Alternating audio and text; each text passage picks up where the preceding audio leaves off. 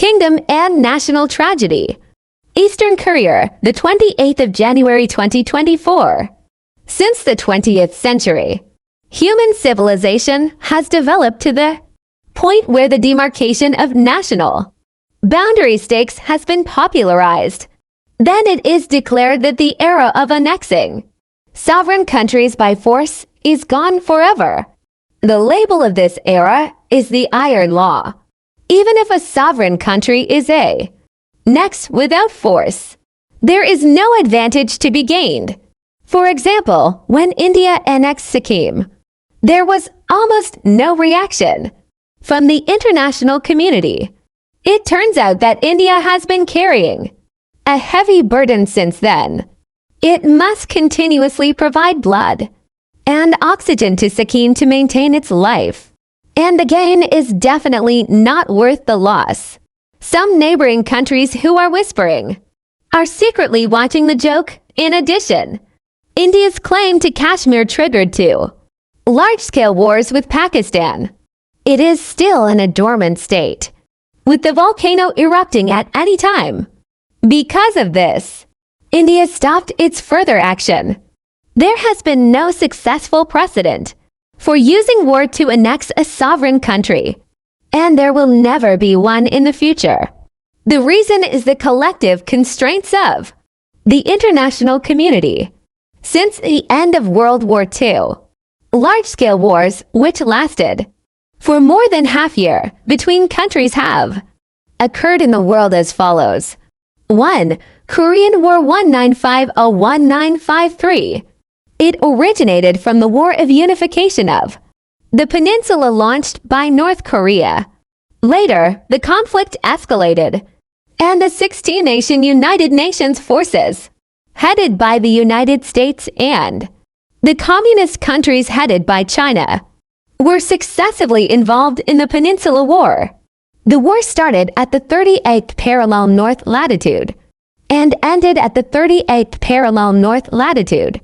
Although in theory, the two sides only reached an armistice agreement, not a peace agreement, and South Korea refused to sign. The parties involved are tired of the war, and withdrawing their troops has become a reality. Therefore, it is actually the same as a peace agreement. 2. Vietnam War 1955-1975. It was a war of unification between the North and the South that started with the French Colonial War, mainly involving the United States and South North Vietnam. Behind the scenes, there was support from the Soviet Union and China. Late War of the War.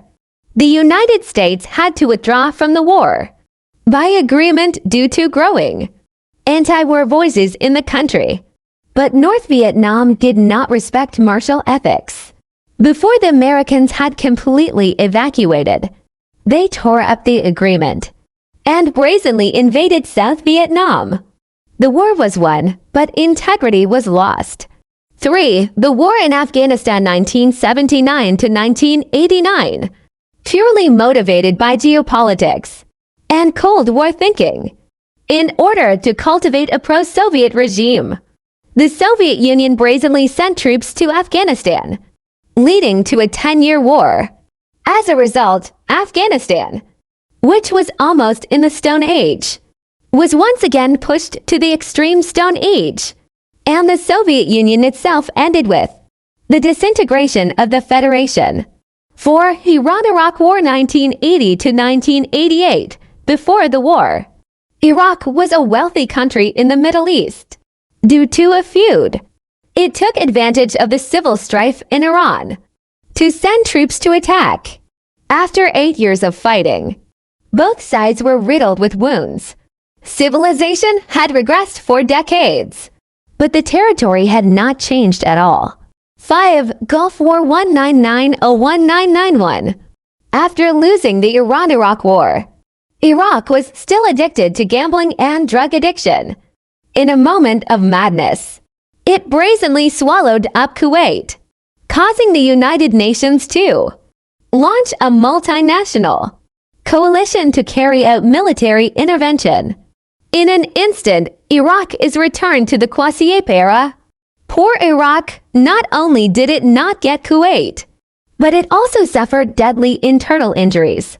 6. The war originated from the independence movement of the former Yugoslav autonomous province of Kosovo. Later, NATO supported Kosovo and launched large-scale airstrikes and bombings on Yugoslavia. Yugoslavia was weak and unable to resist NATO for a long time and was eventually forced to surrender. Although Yugoslavia withdrew its troops from Kosovo, it still refuses to recognize Kosovo's independent status. This is actually a blessing among misfortunes for the international community. If independence were so easy, a domino effect would form and become a world epidemic.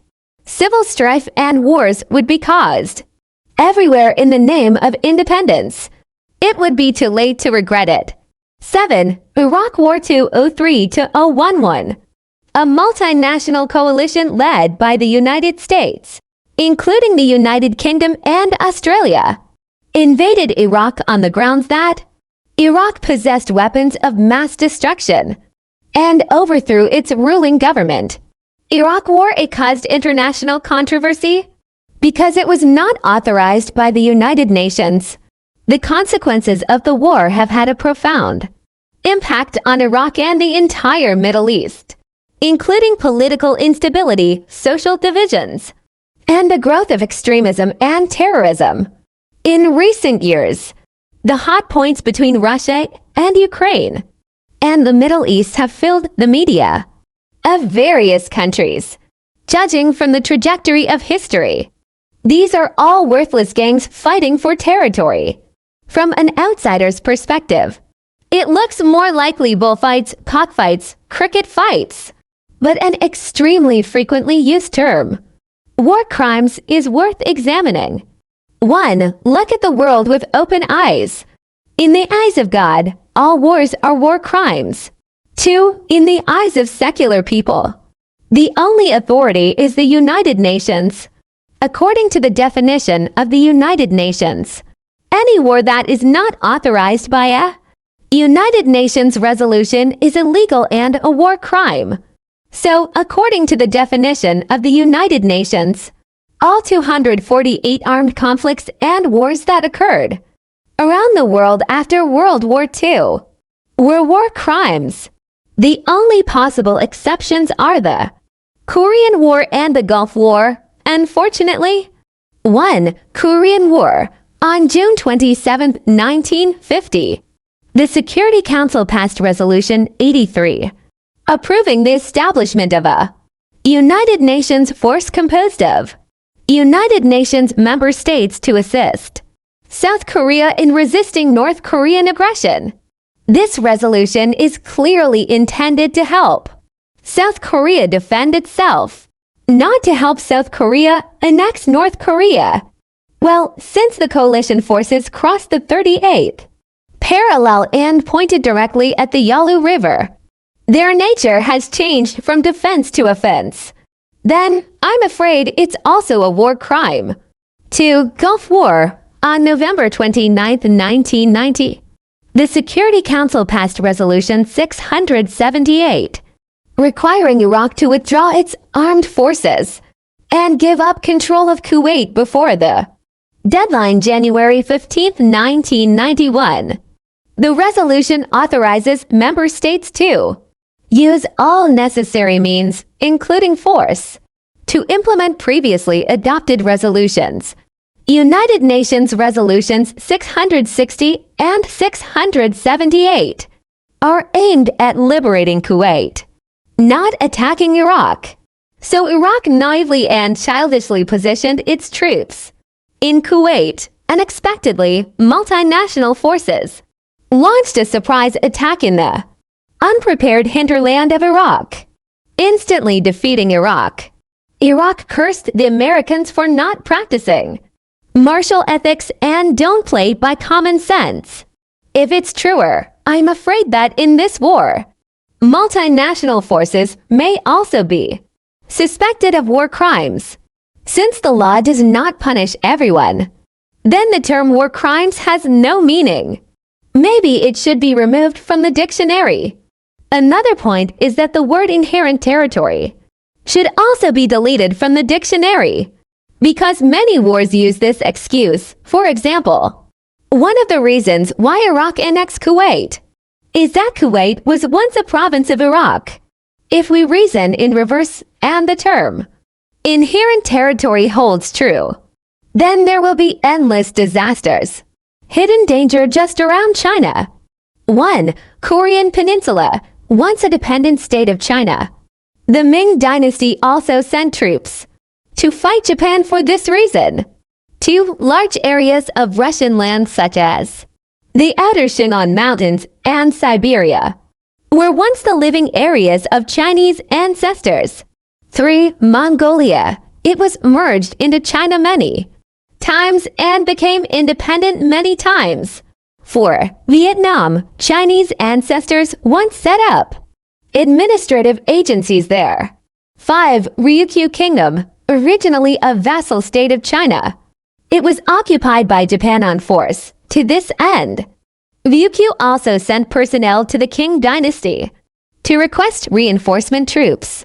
According to the Cairo Declaration issued by the Anti-Fascist Alliance of the United States, Britain and China on November 26, 1943, during World War II, Ryukyu did not belong to Japan. Later, according to the 1945 Potsdam Declaration and the 1951 Potsdam Agreement, the Ryukyu Islands became a U.S. trusteeship area. If it is claimed that the above are all China's inherent territories, then the war will definitely be endless. Similarly, if we emphasize that Tibet and Xinjiang are not China's inherent territories, then the war will also be fought in confusion. Therefore, if someone continues to hype inherent territory, then they are either ignorant or have ulterior motives. Judging from this analysis of the geopolitical landscape, war as a means has reached its end and will become history sooner or later.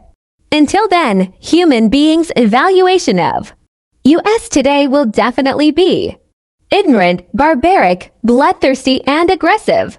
But now, the means to promote the eradication of war is also very simple, which is to drastically reduce the shape of the country, encourage the villagers of the earth to do business with each other, intermarriage, mixed living, and travel. In particular, dual citizenship should be strongly promoted. Your people come to my place to be officials, and my people come to your place to be officials, so as to achieve I am in you and you are in me. If we say the war is because of the existence of the country, so if national boundaries are eliminated, where are the countries without the country? Where would there be national mourning? Without national mourning, the global village will surely be prosperous and auspicious.